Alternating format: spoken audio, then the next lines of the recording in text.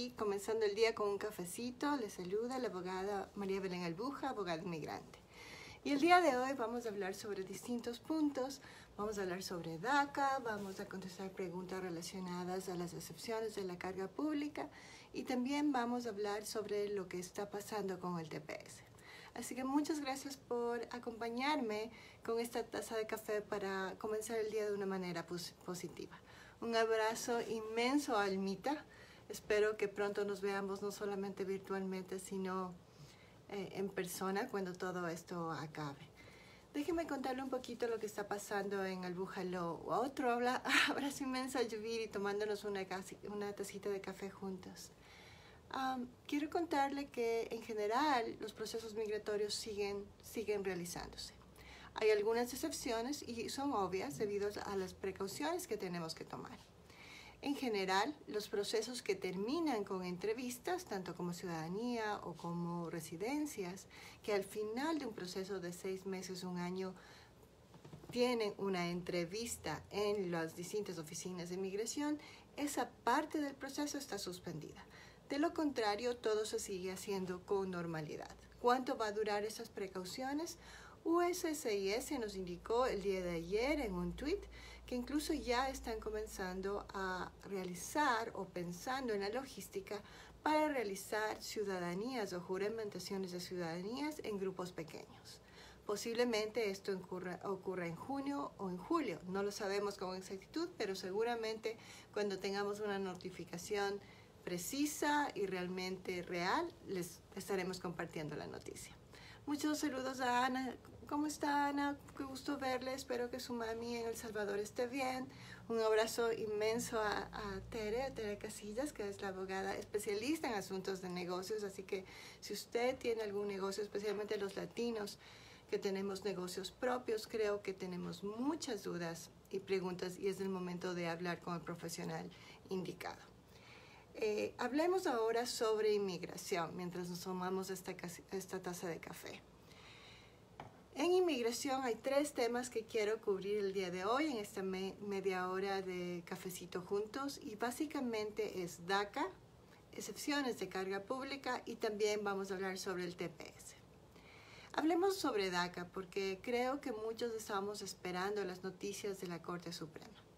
Si es que a usted le parece que esta noticia es importante, si es que tiene alguna pregunta, recuerde anotarlo en el casillero. Y vamos conversando aprovechando el tiempo juntos. Realmente los rumores la semana anterior sobre DACA y la sentencia final de la Corte Suprema fueron bastante grandes. No hizo nada, sí se hizo muchos abogados, estudios de abogados, caridades católicas y otros organismos no gubernamentales realmente hicieron lo posible para renovar los permisos DACA. No tuvimos ninguna noticia. Y eso no es malo ni bueno, sino que nos mantiene en ansiedad. Desde el punto de vista práctico, porque todos los jovencitos DACA tienen la ventaja en nuestra comunidad de tener un permiso de trabajo, ellos tienen 3 obligaciones. Considerar la renovación, esta vez junto a un abogado, porque no sabemos qué efectos o cómo va a ser la sentencia de la Corte Suprema.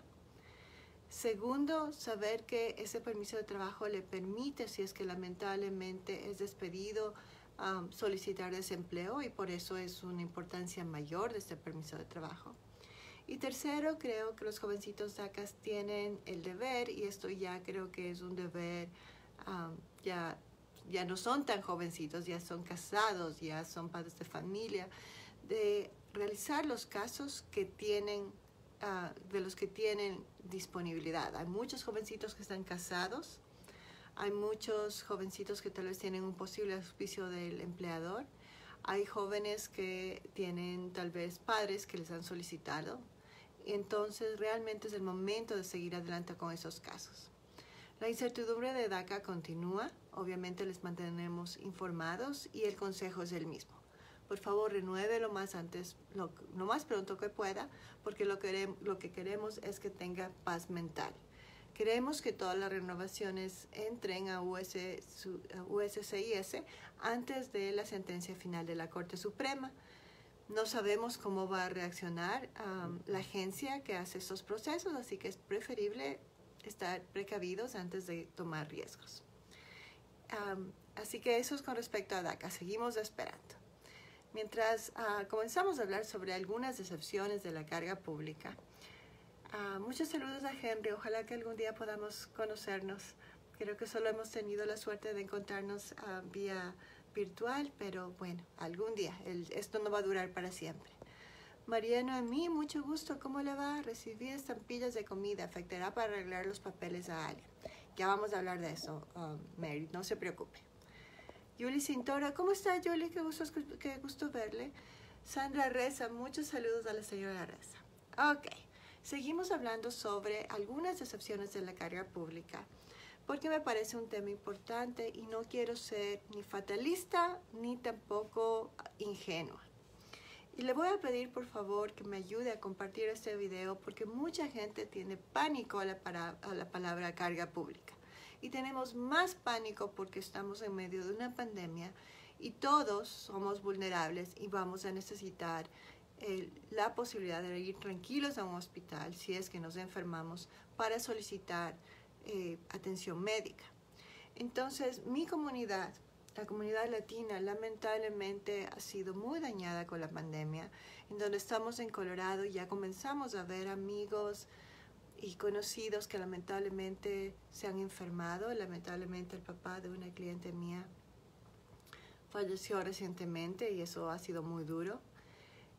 Mientras ocurre esto y mientras aprendemos a tomar precauciones, aprendemos a trabajar desde casa y nos acomodamos a esta nueva realidad, la comunidad latina tiene los porcentajes más altos del virus y al mismo tiempo los porcentajes más altos de desempleo. Y por eso creo que, aparte de todas las preocupaciones que tenemos, quiero no calmar todas, pero aclarar algo sobre la carga pública. 3 cosas específicas.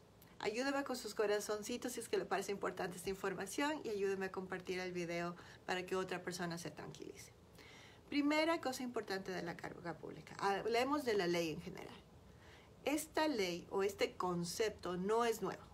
No es nuevo, no es nuevo, y déjame repetirlo, no es algo nuevo. Gracias por los corazoncitos. Lo más importante que usted tiene que saber es que este concepto ha estado en la ley siempre, sino que no lo hemos hablado de la manera como lo hablamos hoy por 3 cosas. Una, porque no existían redes sociales.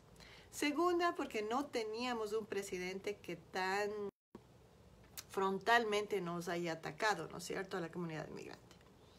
Y tercero, porque el concepto existió, pero ahora se complica por la interpretación. Entonces, la interpretación del concepto es lo que cambió. Antes, de alguna manera, hacían las cosas más fáciles, hacíamos casos de residencia, pedíamos el ingreso de la persona que iniciaba el caso, y si esa persona no tenía suficientes ingresos al amparo de la ley, solucionábamos con un compadre, con un amigo, con un familiar que firmaba todos los documentos financieros para que el proceso de residencia sea realizado. ¿Qué es lo que ocurre con este presidente y específicamente con los casos dentro de los Estados Unidos a partir de febrero 24? Que tenemos una nueva interpretación de la ley. Entonces, si usted está en un proceso de residencia o está con un hijo que tiene 20 años y pues está esperando a que tenga 21, o está enamorado y se va a casar, hay distintos escenarios. No es el fin del mundo. Lo que pasa es que hay que tratarlo bien. El día de hoy, la carga pública se refiere a un estudio de la totalidad de las circunstancias para determinar si es que el inmigrante va a ser una carga para los Estados Unidos. Y como es algo complejo, donde nos van a pedir mucha información, lo principal es no tener pánico, saber que necesitamos revisar documentos. Realmente creo, y eso sí lo digo de manera más humilde, porque yo también contraté a mi abogada cuando yo conseguí mis documentos hace 17 años, si no, no estaría aquí. Creo que es el momento de por lo menos tener una consulta con un abogado e incluso considerar la contratación de un abogado, si no es durante todo el proceso, antes de la entrevista, para que todos sus documentos relacionados a la carga pública estén correctamente estructurados. Mariano a mí me dice, pedí estampillas de comida. Pues déjame decirle la buena noticia, de nuevo. La interpretación de la carga pública no es una cosa, es decir, que si es que usted solicitó estampillas de comida, no es que automáticamente es descalificado, ¿ok? Sino que es un análisis de persona a persona, de familia y familia, y se tiene que hacer con una perspectiva. Si usted pidió las estampillas de comida hace 17 años, cuando sus niños tenían 3 añitos y en ese momento no tenía trabajo, primero, no solamente era un derecho del ciudadano, sino también un deber, ¿no es cierto? Necesitaba sobrevivir. Habrá que ver cuándo se hizo ese pedido, y lo más importante, que no tiene que ver con carga pública, es que pidamos o solicitamos ayuda al gobierno solamente cuando realmente tengamos esa necesidad y con información real. Es decir, no cometer fraude. Esa regla ha sido antes y ha sido hoy. Lo que pasa es que no hemos hablado al respecto. Entonces, de nuevo, la carga pública es el análisis de varios conceptos, de su edad, de su estado médico inclusive, de sus ingresos, de los ingresos de la familia, cómo están los niños, qué seguro médico tiene, usted ha tenido un historial de trabajo importante, usted tiene una casa. Son muchos factores que el oficial va a tomar en cuenta para saber si usted califica para, además de otras cosas, o no. Si es que un oficial decide que ellos tienen serias dudas y que tal vez usted puede ser una carga pública en los Estados Unidos, no es el fin del mundo, no va a ser nada agradable que le digan eso, pero va a haber soluciones. Incluso va a haber la posibilidad de pagar una fianza que le va a dar la seguridad al gobierno para que esté tranquilo el señor gobierno hasta que ese residente tenga 5 años de residencia y haya demostrado no ser carga pública. Entonces, ojo, la carga pública es un concepto complejo, pero no es el fin del mundo. Así que, por favor, pásenme la voz. Se trata de una estrategia, eso sí, no hay que tomarlo a la ligera. Y lo más importante siempre, no por carga pública, es que no cometamos fraude. Ni el momento de hacer impuestos, ni el momento de solicitar ningún tipo de ayuda al gobierno. Mirtita, le mando un abrazo inmenso. Tan pronto se acaba esto, nos vamos a un desayuno. Y se nos siguen uniendo las personas, y yo les sigo pidiendo el favor de compartir este video para que por lo menos este fin de semana alguna persona, alguna familia deje de autosentenciarse. Eso de autosentenciarse no sé cuándo ocurrió. Creo que a veces con esto de las computadoras todos somos así. Últimamente, si me duele algo, voy a Google y reviso y decido qué enfermedad tengo en vez de esperar al médico. Y lo mismo, exactamente lo mismo ocurre en asuntos migratorios. Tengo muchas personas que me dicen, no, abogada, yo ya vi, mi compadre me dijo que no califico. Y ahí desde el punto de vista práctico, solamente práctico, realmente nos conviene saber si no califico, pero no porque le dijo el compadre, sino tiene que ser un análisis legal. Y si no califica, porque tampoco le vamos a decir mentiras, usted tiene que saber cómo defenderse si es que hay algún problema, si es que está detenido. En mi oficina no me gusta, soy franca, no me gustan los casos de corte de inmigración y centro de detención, porque la mayoría de esos casos, un buen número de esos casos, son de gente que dejó el trámite para mañana y le dejó para pasado, y pasaron 6 meses y después se complicó las cosas, y después entra a corte de inmigración, emocionalmente es muy duro y después es mucho más caro. Entonces no, hay que arreglar las cosas a tiempo en vez de esperar que se complique. Muchos saludos, y seguimos hablando de la carga pública. Hablamos de DACA, si es que apenas se unió con nosotros. Después seguimos y estamos hablando de carga pública, voy a hablar sobre algunas excepciones, y después voy a hablar sobre el TPS. Marisa, muchos saludos, qué bueno verle. Paola, hola Pao, ¿cómo estás? Creo que Pao nos está viendo de Florida. La señora Hernández tiene una pregunta. Mi esposo pidió una petición. En los requisitos me piden los impuestos del 2017 y ahorita no puedo tramitar un número ITIN. Ok, de manera general, inmigración, dependiendo del proceso, le va a pedir los impuestos. Cuando estoy pidiendo residencia para un esposo o una esposa, sí no me piden los impuestos, pero hable con un abogado. Si es que usted está preocupada de eso, es porque le aseguro que no ha hablado con un abogado. En los formularios I-864 dice que se tiene que presentar los últimos impuestos, que en este caso serían los 2018, y no es una obligación presentar los anteriores. Anteriormente, hace algunos años sí mandábamos los últimos 3 años. Actualmente no, pero eso solamente un abogado le va a poder decir. Entonces no se me preocupe antes de tiempo. Lo que sí, a veces, dependiendo del caso y con el concepto de la carga pública, sí es muy posible que yo pida, por ejemplo, a mis clientes que me ayuden con los impuestos y con los transcripts de los últimos 3 años. Si la persona no tiene seguro social, pues lamentablemente es muy posible que no haya tramitado los impuestos, pero muchos de mis clientes tienen número ITIN y han pagado impuestos. Entonces, eso es un caso un poquito más personal. Espero de corazón, creo que se llama Emanuel la persona, que por lo menos haya tenido una consulta con un abogado para que no tenga problemas después. Pero no es el fin del mundo. Ana Gladys, muchas gracias por su pregunta.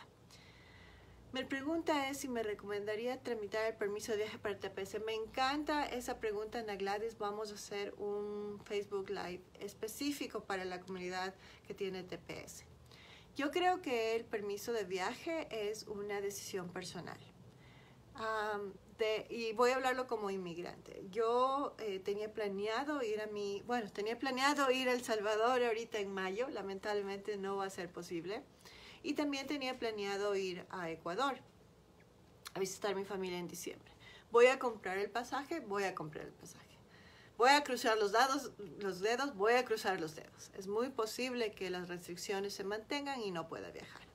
Creo que los TPS que necesiten legalmente el permiso de viaje para después tener las posibilidades de residencia, o también necesitan el TPS por razones humanas, porque quieren visitarle a su mamá o a su papá, creo que es una decisión personal hacer el trámite. Desde el punto de vista legal, lo que sí le puedo decir es que se están haciendo los trámites. Sí los estamos realizando, pero estamos obviamente teniendo el cuidado de conversar seriamente con nuestros clientes porque nosotros no sabemos cuándo las restricciones se van a terminar. El Salvador tiene muy serias restricciones de viaje y obviamente de eso no tenemos el control. Lo que sí ocurre es que USCIS sí está tramitando estos permisos de viaje. Mientras técnicamente la persona viaje fuera de los Estados Unidos antes del comienzo de enero, legalmente no habría problema. Pero debido a la pandemia, sí creo que tiene que tener una conversación específica con un abogado y coordinar para que no haya expectativas falsas. ¿Ok? Así que espero que esto le haya servido a Ana. Pati Piñatas, ¿qué nos dice? Buenos días, mi hija puede mandar los papeles para renovar DACA sin ayuda de una abogada. Pati, me encanta su pregunta. Yo lo que creo es que su hijita tiene que renovar lo más pronto posible. ¿Ok? Eso sí quiero que quede claro. Segundo, yo creo que si es que su hijita, dependiendo de la edad que tiene, las condiciones seguramente han cambiado y hay algunos DACAs que tienen la posibilidad de residencia de distintas maneras. Entonces creo que por lo menos un DACA tiene que tener una consulta legal para ver si califica algo más además de DACA. Y tercero, la opción de un abogado yo la recomiendo, no porque soy abogada, sino porque yo hice un trámite con un abogado. Entonces eso es un asunto personal mío. Sí creo que mínimo necesita una consulta y después la persona puede decidir qué hacer. Tenemos caridades católicas, me parece una buena opción. Tenemos distintos organismos sin fines de lucro. Y hay algunos de mis jovencitos que sí lo han hecho solos. Pero creo que no hay que ser ingenuos, o sea, tiene que ponerle tiempo y tiene que hacerlo bien. Definitivamente el mensaje para su jovencita es que por favor renueve lo más pronto posible y los detalles de cómo hacerlo ya creo que es una decisión personal. Y es muy importante no solo por la pandemia, no solo porque los DACA sí tienen la posibilidad del desempleo, sino porque estamos a punto de tener una decisión de la Corte Suprema que obviamente quiero que sea la mejor, pero no le puedo asegurar. y por eso es preferible prevenir. Ok, Patty, le saluda mucho a sus bebés. Los chicos de acá son un grupo muy interesante. Ok, seguimos. Hablemos sobre las excepciones de la carga pública. Y hay una excepción muy importante, y me encantó que Ana Gladys Pineda esté aquí, porque ella pertenece a la comunidad salvadoreña. Hay una excepción muy importante que muy pocas personas hablan, y no se va a tomar en cuenta la carga pública si es que el inmigrante que está solicitando la residencia ya ha aportado el seguro social durante 10 años. Y eso es muy importante, porque muchos de nuestros clientes y nuestros amigos ya tienen, por ejemplo, TPS, o tienen tal vez un permiso de trabajo de alguna otra manera, o tal vez han estado con visos de trabajo. Entonces eso es muy importante. Si alguien que usted conoce ha tenido la posibilidad, el privilegio de aportar con un seguro social válido y con un estatus migratorio válido al seguro social por 10 años, esa persona no se tiene que preocupar de la carga pública. ¿Okay? Otra posibilidad es que tenemos personas que tienen casos de visa U o casos VAWA. Esos casos son muy tristes y terminan en algo muy positivo. Así que vale la pena, por eso es que vale la pena la estrategia legal, porque ahí vamos a descubrir si es que tiene un caso en donde tenemos que tirar la casa por la ventana por la carga pública, o si es que tenemos la protección de una excepción. Entonces no se me preocupe si tiene un caso de visa U, un caso VAWA, y menos todavía si es residente legal, no tiene nada que ver. ¿Ok? Entonces hablamos de DACA, hablamos de procesos de carga pública de manera general. El mensaje en carga pública es que por favor no se me ponga triste. El hecho de que estemos enfrentando esta pandemia nos da la oportunidad de tranquilizarnos y saber los conceptos. Sí, el concepto no es amistoso. Sí, nos van a revisar absolutamente todo lo que hemos hecho, pero no es la primera vez que tenemos que cumplir con requisitos procesales. Lo que pasa es que tenemos que ser más, tenemos que hacer una debida estrategia procesal. ¿Ok? Y con respecto al TPS, específicamente sobre los viajes, los procesos están ocurriendo hasta ahora, no sé si cambian. Hemos tenido una buena respuesta con SSIS, se están procesando de una manera razonable en alrededor de 2 o 3 meses, pero obviamente mientras más deje pasar el tiempo, más se va a demorar, y estamos cerca de enero. Así que si es que conoce algún tepecino que desea realizar ese proceso, hay que ver las cosas en perspectiva y cuál es la razón y si es que vale la pena desde el punto legal. Ok, tenemos varias personas en México. Muchas gracias por acompañarnos. Me parece, y dígame si estoy en lo correcto, Marisa, usted también es de México. No sé si estoy diciendo lo correcto. Y se acaba de unir a nosotros Jackie Arenas. ¿Cómo está, Jackie? Mucho gusto. Espero que las nenas estén bien. También, cuando se acabe todo eso, nos vamos a Puebla, Jackie. Vale la pena, México es divino. Ok, Erika Castritas dice, se pagó un parol por el COVID-19 a ICE, pero el juez dijo que será deportado. ¿Será que ICE regresa el dinero del parol? No lo sé, Erika. Me da mucha pena todas las personas que están enfrentando estos casos. Creo que lo más, seguramente para ese caso, estoy segura que usted trabaja con un abogado. Me parece lo más conveniente hablar con el abogado que le atendió el caso, porque no quiero decirle cosas que no son. Necesitaría ver documentos. Obviamente le deseo lo mejor del mundo. Es una situación muy difícil. Y hablando de lo que nos dice Erika, por favor, ocurre lo del COVID, mientras tenemos la necesidad tal vez de pedir Medicaid o la necesidad de auxilio, no se detenga por inmigración. Lo único que sabemos de manera muy general es que el beneficio médico que se pida debido al virus y en estas circunstancias no va a afectar la carga pública. Y por último, si usted no tiene salud, no tiene nada, así que no puede dejar eso para mañana. Acérquese a las clínicas, o mejor dicho, llame a las clínicas, trate de tener un seguro, si no es privado, uno comunitario, porque todos somos vulnerables del virus y queremos estar bien.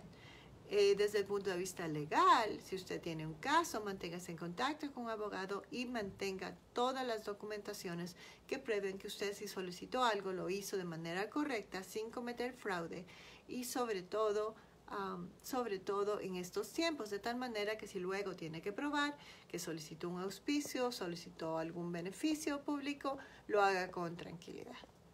Ok. Ya son casi las 8 de la mañana, estamos a punto de terminar nuestro cafecito del día viernes.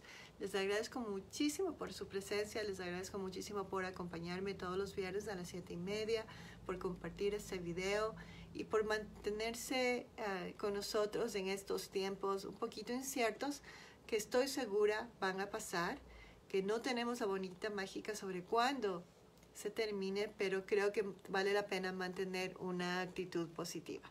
Por favor, si tienen otras preguntas, si es que tienen algún amigo que tenga alguna duda, acompáñenos el próximo viernes a las 7:30 de la mañana para tomar café juntos. Y durante la semana, si tenemos alguna noticia realmente muy importante que dañe o sea positiva a favor de la comunidad, estaremos compartiéndoles cualquier novedad. Que tengan un bonito viernes y que el viaje a los Estados Unidos haya valido la pena.